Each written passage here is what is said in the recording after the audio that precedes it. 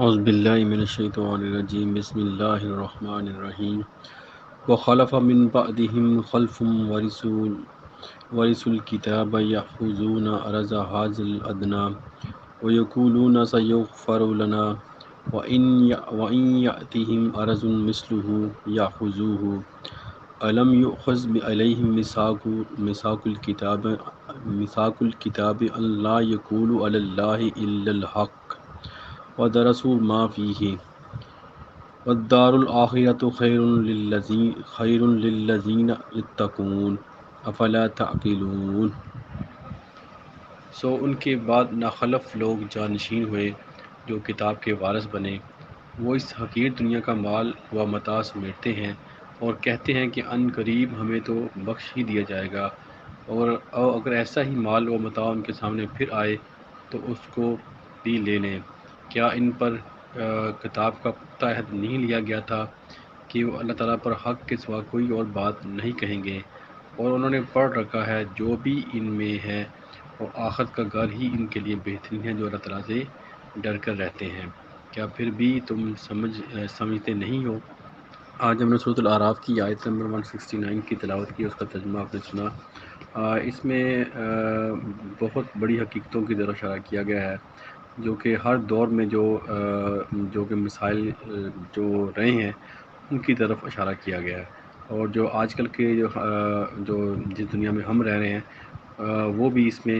آپ کو، اگر آپ اس کو سمجھیں گے تو آپ کو پوری طرح سمجھ آ جائے گی کہ اللہ تعالیٰ نے کتنی ایک باریک بینی کے ساتھ اس کو بیان کیا ہے، جو کہ ہر دور کے مسائل ہیں۔ یہ جو اشارہ تو پچھلی ان کے آپ کہہ سکتے ہیں بنی اسرائیل کی طرف ان کا نام لے کے یا ان کی طرف اشارہ کیا گیا، لیکن یہ کیونکہ جو کتاب اللہ تعالیٰ کی کتاب ہے قرآن مجید، یہ قیامت تک کے لیے ہے، تو اس میں جو بھی لوگ قیامت تک آئیں گے، یعنی کہ امت مسلمان جو بھی لوگ جو ابھی تک اسلام نہیں لائے، سب کے لیے اس میں پیغام ہے کہ پہلے لوگوں کے ساتھ کیا مسائل پیش آئے، اور کس طرح انہوں نے جو اللہ کی کتاب کو بھول کر انہوں نے کس طرح جو اس کے علاوہ جو رستے نکالے۔ تو اس کے ہم 2-3 پارٹس میں اس کو کمپلیٹ کریں گے۔ تو آج اس کا جو پہلا پارٹ ہے وہ ہم پڑھیں گے۔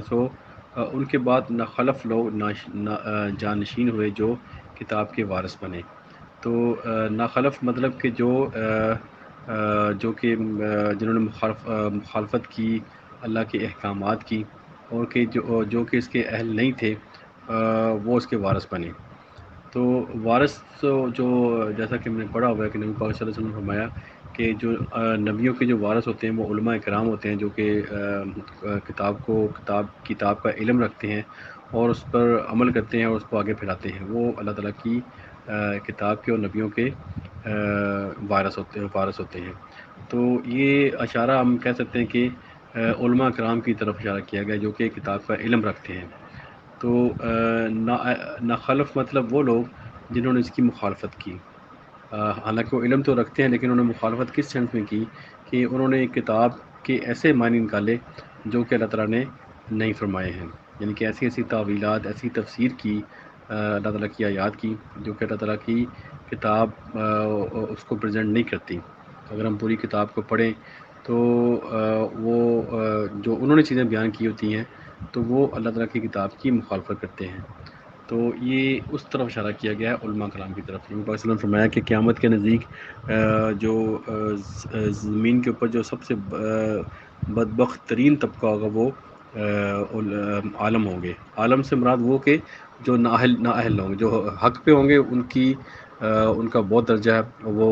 کہہ لو کہ انبیاء کرام کی جماعت کے ساتھ ہوں گے، لیکن جو ناخلف ہیں، جو نااہل ہیں، جنہوں نے اللہ تعالیٰ کی کتاب کا دوسرا معنی نکالا ہوگا، اس میں لوگوں کے اندر فتنہ پیدا کیا ہوگا، ان میں جو فرقہ وارث پھیلائی ہوگی، اور جو اپنے اپنے میننگ نکال کے لوگوں کو آپس میں لڑا دیا ہوگا، اور ایسے معنی نکالیں گے جو کہ اللہ تعالیٰ کی کتاب میں نہیں ہے۔ تو آپ صلی اللہ علیہ وسلم نے فرمایا کہ ایک زمین کے اوپر سب سے بدبخت ترین وہ لوگ ہوں گے جو کہ آپ کے اللہ کی کتاب کی طرف ایسی باتیں منسوب کریں گے جو کہ اللہ تعالیٰ نے نہیں فرمایا ہوں گے۔ اور نبی پاک صلی اللہ علیہ وسلم سے کی طرف ایسی حدیثیں منسوب کریں گے کہ جو آپ نے نہیں فرمایا ہوگا. جیسے آپ صلی اللہ علیہ وسلم نے فرمایا کہ کوئی شخص اگر کوئی بھی انسان اگر میری طرف کوئی ایسی حدیث منسوب کرے جو میں نے نہیں فرمایا، جو میری حدیث نہیں ہے، جو میں نے اس کا حکم نہیں دیا یا میں نے وہ نہیں کیا، تو وہ اپنا ٹھکانہ جہنم میں بنا لے. تو یہ ان علماء کی طرف اشارہ کیا جا رہا ہے جو کہ نہ خلف ہیں، نہ اہل ہیں، اور اللہ تعالیٰ کی کتاب کو ان کے معنی کو غلط استعمال کرتے ہیں، ان کا غلط معنی نکالتے ہیں، غلط تفسیر نکالتے ہیں. تو یہ اس کی طرف اشارہ کیا گیا کہ ان کے بعد ناخلف لوگ جانشین ہوئے جو کتاب کے وارث بنے، اور وہ اس دنیا کا مال و متاع سمیٹتے ہیں. وہ اس حقیر دنیا کا مال و متاع سمیٹتے ہیں. تو آپ اس سے یہ جو اللہ تعالیٰ نے اس طرح اشارہ کیا کہ یہ جو علماء یا جو اپنے آپ کو عالم کہتے ہیں، جو اللہ تعالیٰ کی کتاب کا علم جو رکھتے ہیں یا جو اس کو غلط معنی نکالتے ہیں، غلط تفسیر نکالتے ہیں، ان کا مقصد دنیا کا مال اکٹھا کرنا ہوتا ہے. آپ دیکھ لیں ابھی ہمارے دور میں بھی کتنا کمپٹیشن ہے مسجدوں کے اندر، یہ درباروں کے اندر یا اور خانقاہوں کے اندر، کتنے لوگ جو ہیں مدرسوں کے اندر، سب لوگ اپنے اپنے مال جو اکٹھا کرنے کی دوڑ میں لگے ہوتے ہیں. کچھ لوگوں نے بالکل اس کو ایز اے دکانداری ہی بنائی ہوئی ہے کہ وہ صرف مال اکٹھا کرنے کے لیے وہ لوگوں کو یہ انہوں نے لبادہ اڑا ہوتا ہے. اور جو غریب لوگوں کا جو مال ہے وہ کھا جاتے ہیں، اور ان کو طرح طرح کے کہہ لیں کہ آپ ایسے ان کو خواب دکھاتے ہیں کہ ان کا مال جو ہڑپ کر جاتے ہیں. ان کو آپ دیکھیں کوئی کسی کا مسائل حل کی طرف نہیں جاتا، بلکہ ان کے مسائل میں دن بدن اضافہ ہی ہوتا ہے. اور اس طرح وہ اپنی اپنی دکانداری کے چکر میں انہوں نے دین کے اور اللہ تعالیٰ کی آیات کو بہت سستے داموں وہ بیچ دیتے ہیں. یعنی کہ وہ ایسے میننگ نکالتے ہیں جو کہ اللہ تعالیٰ کی کتاب میں نہیں ہوتے، اور اپنا جو مال اکٹھا کرنے کے لیے وہ